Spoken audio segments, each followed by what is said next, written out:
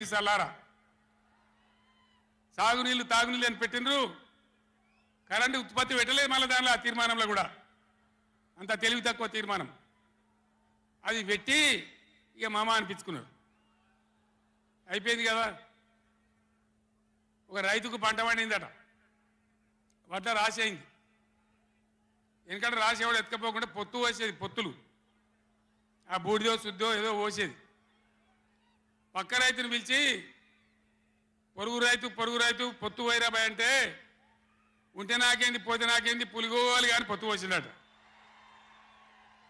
వీళ్ళది ఏం పోతుంది వాళ్ళకు కావాలి పదవులు వాళ్ళకు కావాలి పైరవీలు వాళ్ళకు కావాలి డబ్బులు తప్ప ప్రజల హక్కుల గురించి లేదు నాడు లేదు నేడు లేదు దయచేసి నేను మీ అందరినీ కోరేది ఒకటే అన్ని సందర్భాల్లో పోరాటమే ఉండదు అవసరమైనప్పుడు పోరాడాలి పోరాటానికి సిద్ధంగా ఉండాలి అవసరమైతే సద్దులు కట్టుకొని రావాలి మనం పిడికిలి బిగించాలి అప్పుడే మన హక్కులు కాపాడుకోగలుగుతాం కేసీఆర్ గవర్నమెంట్ పోగానే కట్కేసినట్టే బంద్ అవుతుంది ఆ కరెంటు నేను 9 ఏళ్ళు ఇచ్చిన కరెంటు ఏం రోగమైంది ఏం దానికి ఏమైనా మాయరోగం వచ్చిందా యాడికి బాయా కరెంట్ ఎటు బాయే దద్దమ్మల రాజ్యం ఉంటే గట్లనే ఉంటుంది చాతగాని చవటల రాజ్యం ఉంటే గట్లనే ఉంటుంది వాళ్ళు ఉన్నంత మాత్రాన మనం నర్వస్ కావద్దు ఎక్కడికక్కడ నిలదీయాలి ఏమైందిరా బిడ్డ నా కరెంట్ అని అడగాలి ఇవాళ నేను ఒక మాట కుల్లా చెప్తున్నా మొన్నటిదాకా నడిచిన కరెంటు కాకుండా ఇదే మిర్యాలగూడ నియోజకవర్గంలో దామరచర్ల మండలంలో 4000 మెగావాట్ల పవర్ ప్లాంట్ కట్టినాం ఇదే జగదీష్ రెడ్డి గారి నాయకత్వంలో రైతు బంధు ఇస్తానికి కూడా శాతం అయితే లేదా ఇంత దద్దమ్మలా రైతు బంధు కూడా ఇయ్యరా నియమ ఇస్తే ఇచ్చినవి ఇవ్వకపోతే ఇయ్యలే ఇస్తే ఇచ్చినవి ఇవ్వకపోతే ఇయ్యలే అన్నదాతలను పట్టుకొని రైతులను పట్టుకొని రైతు బంధు అడిగానని చెప్పుతోని కొట్టున్నట్టవా ఎన్ని గుండెలురా మీకు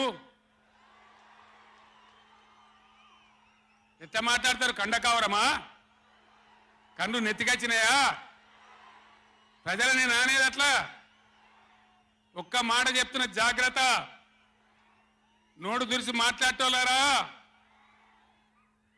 చెప్పులు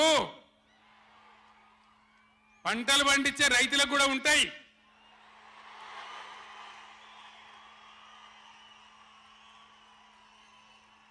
రైతుల చెప్పులు ఎట్లుంటాయి బందోబస్తుగా ఉంటాయి బాగా రైతుల చెప్పులు ఎట్లుంటాయి బందోబస్తుగా ఉంటాయి గట్టిగా ఉంటాయి ఒక్కటే చెప్పు దెబ్బతో మూడు పళ్ళు ఊసిపోతాయి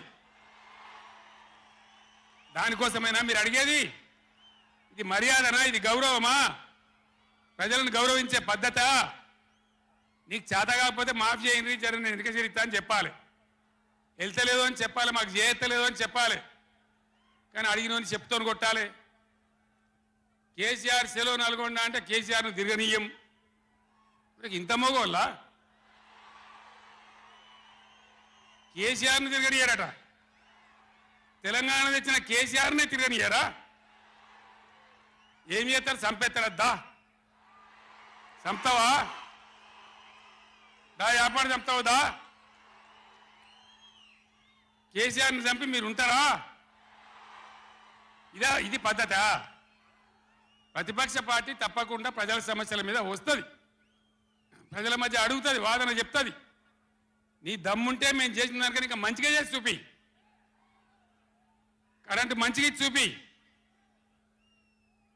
ఆగమాగం అడివడివి ఇష్టం వచ్చినట్టు ఏం చేయాలి అలా పాలమూరు ఎత్తిపోతల పూర్తి చేయాలి దాని గురించి మాట లేదు ఖమ్మంలో సీతారామ ఎత్తిపోతల పూర్తి చేయాలి దాని గురించి ముచ్చట లేదు ఇంకా గురుకులాలు ఎక్కువ పెట్టాలి పేద పిల్లల గురించి ఆ ముచ్చట లేదు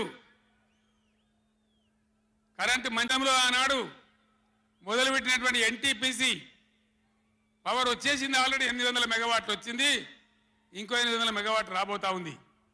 అంటే ఆనాడు నేను నడిపినాడు ఉన్నదానికంటే 5600 మెగావాట్ల పవర్ కరెంటు ఎక్కువ ఉండంగా కూడా వీళ్ళకి ఏం రోగం పుట్టింది? కరెంటు ఎందుకు ఇస్తలేరు? ఎందుకు తిప్పల పెడుతున్నారు? బిడ్డ అయ్యేలా చెలో నల్గొండతోనే ఆపం. ఎక్కడ దొరికితే అక్కడ బదాల నిలదీసి మీ కథలు చేస్తాం.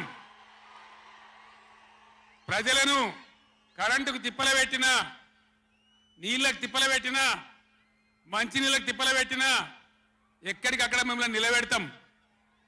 మిమ్మల్ని గవర్నమెంట్ తెచ్చిండ్రు, మాకేం బాధ్యత ఇచ్చిండ్రు? ప్రతిపక్షం బాధ్యత ఇచ్చిండ్రు. మిమ్మల్ని నిలదీసే బాధ్యత మాకు ఇచ్చిండ్రు. కాబట్టి ఎక్కడికక్కడ మిమ్మల్ని నిలదీస్తాం తప్ప వదిలిపెడతామనేటువంటి దానిలో ఉండొద్దు. ప్రజలకు తప్పు చేయొద్దు. నేను హెచ్చరిస్తా ఉన్నా ఈ రాష్ట్ర ప్రభుత్వాన్ని. ఏ విధంగా బీఆర్ఎస్ గవర్నమెంట్ ఇచ్చిందో వెంటనే కరెంటు పునరుద్ధరించాలి. ఆ విధంగా మొత్తం రాష్ట్రానికి, రైతాంగానికి కరెంటు ఇవ్వాలి. కానీ వీళ్ళ వ్యవహారం ఎట్లున్నది? చరిత్రలోనే లేదు. అసెంబ్లీలో తెచ్చి జనరేటర్ పెట్టరు వీళ్ళ తెలివికి. అసెంబ్లీలోనే మొన్న మనోళ్ళు మీటింగ్లు తిరుగుతుంటే, ఒక మీటింగ్ మాట్లాడుతుంటే 7 మాటలు పోతుంది కరెంటు. నల్గొండలో జగదీష్ రెడ్డి మాట్లాడుతుంటే 7 సార్లు పోతుంది కరెంటు. ఏం మాయ రోగం వచ్చింది? మీకు తెలివి లేక, నడపరాక, చాతగాక ఇలా మంది మీద బదనాం పెట్టి బతుకుదాం అనుకుంటున్నారా? అట్లా కాదు బిడ్డ, జాగ్రత్త. బతకనీయం, ఎంబడబడతాం, వేటాడతాం.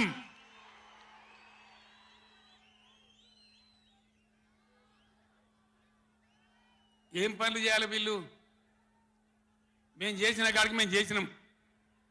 మేము చేసిన ఫలితం కండారా చూసినాం. తెలంగాణ ఒకనాడు ఏడ్చిన తెలంగాణ 3 కోట్ల టన్నుల వడ్లు పండించింది ఇదే తెలంగాణ. 3 కోట్ల టన్నులు.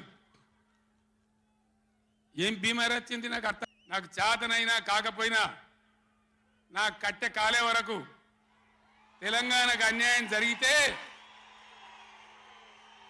చివరి శ్వాస దాకా కూడా పులిలాగా లేచి కొట్లాడతా తప్ప పిల్లిలాగా ఉండను. ఎట్టి పరిస్థితులలో 600 ఏ విషయంలో కూడా తెలంగాణకు అన్యాయం జరగనివ్వను. కొట్లాడదాం. చెలో నల్గొండ ఇయ్యంగానే పిక్క పిక్క సచ్చుడు. ఇజ్జత్ మానం పోతుంది రాబాయి. కేసీఆర్ బొబ్బ పెడితే ఏం చేస్తామంటే ఏం చేస్తామని చేతులు విసుకొని, కాళ్ళు విసుకొని అర్జెంటుగా బడ్జెట్ పక్కకు పెట్టి ఎదురుదాడి చేసి నల్గొండ జిల్లాలో ఒక సభను పెట్టి ఆ సభ ద్వారా కాంగ్రెస్ మీద ఎదురుదాడి చేయాలన్న ఆలోచనతోటి ఈరోజు నల్గొండలో సభ పెట్టారు. ఇవాళ నల్గొండ సభలో వారు ఎంత శుద్ధపూసలాక మాట్లాడుతుండే అంటే, ఇక సత్యహరిచంద్రుడే ఇంకో అవతారం ఎత్తి చంద్రశేఖరరావు రూపంలో జన్మెత్తిండు. ఈ సత్యహరిచంద్రుడి శీలాన్ని మీరు శంకిస్తారా? చావు నోట్లో తలబెట్టి నేను తెలంగాణ సాధించిన అని మళ్ళీ 1 కోటి 1వ అబద్ధం చెప్పిండు. ఇప్పటి వరకు 1 కోటి సార్లు చెప్పిండు అబద్ధం. సావు నోట్లో తలబెట్టి తెలంగాణ తెచ్చినా అని. ఎన్నిసార్లు బిచ్చమెత్తుకుంటావా సావు నోట్లో తలబెట్టినా అని? 2 సార్లు ముఖ్యమంత్రి పదవి ఇచ్చారు. 10 సంవత్సరాలు ఈ రాష్ట్రాన్ని పట్టి పీడించినావు, దోసుకున్నావు. ఇంకా కూడా సావు నోట్ల తలకాయ పెట్టినా, సావు నోట్ల తలకాయ పెట్టినా అని మాటలు చెప్తున్నావు. సావు నోట్ల తలకాయ పెట్టిన చంద్రశేఖరరావు శాసనసభలో నీ అవినీతి మీద చర్చ పెడితే నువ్వు నిజంగా సత్యహరిచంద్రునివే, సత్యహరిచంద్రునికి మరో జన్మని ఎత్తినోడు అయితే అక్కడ వచ్చి కూర్చొని మాట్లాడేది ఉండే. మేమేమడిగినాము? అయ్యా, కృష్ణానది జలాల మీద శాసనసభలో ఏకగ్రీవ తీర్మానం చేసి కేంద్ర ప్రభుత్వం ప్రాజెక్టుల స్వాధీనానికి చేస్తున్న ప్రయత్నాన్ని అందరము తీర్మానం పాస్ చేసి కేంద్ర ప్రభుత్వ విధానాలను వ్యతిరేకిద్దాం రమ్మని మేము అడిగినాం. మీరు రాలేదు. కేంద్ర ప్రభుత్వానికి కాంగ్రెసే అప్పచెప్పిందని అబద్ధాలు నువ్వు చెప్తే వాస్తవాలను డిసెంబర్ 1, 2023 నాడు మీరు ముఖ్యమంత్రిగా మీ కార్యదర్శి స్మితా సబర్వాల్ గారు రాసిన లేఖను అప్పచెప్పడానికి పూర్తిగా మీరు చేసిన ప్రయత్నాన్ని ఆధారాలతో సహా శాసనసభలో ప్రభుత్వం బయటపెట్టింది. లేదని మీరు అనుకుంటున్నారా చంద్రశేఖరరావు గారు? కాళేశ్వరం అవినీతి మీద, దోపిడీ మీద చర్చకొచ్చిన సందర్భంలో మీరు కృష్ణా నది జలాల మీద ఉన్న ప్రాజెక్టులను అన్నిటిని కూడా కేంద్రానికి అప్పజెప్పిండ్రు అని చెప్పి నల్గొండ జిల్లాలో మీరు బహిరంగ సభ పెట్టి ఇక్కడికి రాకుండా తప్పించుకున్నారు. ఇవాళ మీరు ఏం మాట్లాడుతున్నారు? అక్కడ ఓ 4-5 పిల్లర్లు కూలినాయి, కూలితే పెద్ద తప్ప? అయ్యా నీకు ఏది తప్పు కాదు. ఎందుకనంటే తప్పులకు పాల్పడ్డదే నువ్వు. నీకు నువ్వే తప్పు జరిగిందా, నీకు నువ్వే శిక్ష విధించుకునేటంత నిజాయితీ పరుడు అని ఏమైనా తెలంగాణ సమాజం భావిస్తుంది అనుకుంటున్నారా? మీ దోపిడీకి మేడిగడ్డ బలైపోయింది. అన్నారం సుందిల్లా సున్నమైపోయినాయి. ఈరోజు కాళేశ్వరము మీ 1,00,000 కోట్ల దోపిడీకి బలైపోయింది. అందుకే మీరు దీన్ని చాలా అల్కగా తీసుకుంటున్నారు. ఇక్కడ వచ్చిన వాళ్ళని చులకన చేసి మాట్లాడుతున్నారు. మీరు ఈరోజు ఇక్కడికి రాకపోవడం ఒక తప్పిదమైతే ఇక్కడ తీసుకున్న కార్యక్రమాన్ని చులకన చేసి తిట్టడం అనేది మీ దిగజారుడు తనానికి నిదర్శనం. చంద్రశేఖరరావు గారు ఈరోజు ఆయన మాట్లాడుతున్నాడు, మీరు కేఆర్ఎంబి మీద మీకు అవగాహన లేకపోతే నడితే అన్న ఎట్లా చేద్దామని మాట్లాడితే నేను సలహా చెప్పటోని. అయ్యా శాసనసభలో చర్చ పెట్టినాం, సలహా చెప్పమని అడిగినాం. శాసనసభలో నేను స్పీకర్ గారికి విజ్ఞప్తి చేసిన, దయచేసి మాజీ ముఖ్యమంత్రి గారికి ఆదేశాలు ఇవ్వండి, అవసరమైతే సభను వాయిదా వేయండి, వారు వచ్చినాక వారి సలహా సూచనలు తీసుకున్న తర్వాతనే తీర్మానం చేద్దామని చెప్పినాం. ఉత్తమ్ కుమార్ రెడ్డి గారు పెట్టిన తీర్మానంలో లోపాలు ఉన్నాయి, అది కూడా సక్కలేదన్నాడు. సక్కలేని తీర్మానానికి నీ అల్లుడు స్వాతిముత్యం ఎట్లా మద్దతు ఇచ్చింది ఏకగ్రీవంగా? నేను అందుకే 4 సార్లు అడిగిన. శాసనసభలో మీరందరూ చూశారు కదా మీడియా మిత్రులు. ఉత్తమ్ కుమార్ రెడ్డి గారు ఈ ప్రాతిపదికన తీర్మానాలు పెట్టినరు. దీనికి టీఆర్ఎస్ పార్టీ వైఖరి ఏందో స్పష్టంగా చెప్పండి అని అంటే, హరీష్ రావు గారు మాజీ సాగునీటి పారుదల శాఖ మంత్రిగా, కేసీఆర్ కుటుంబ సభ్యుడిగా స్పష్టంగా ఈ తీర్మానానికి సంపూర్ణమైన మద్దతు పలుకుతున్నా అని చెప్పిండు.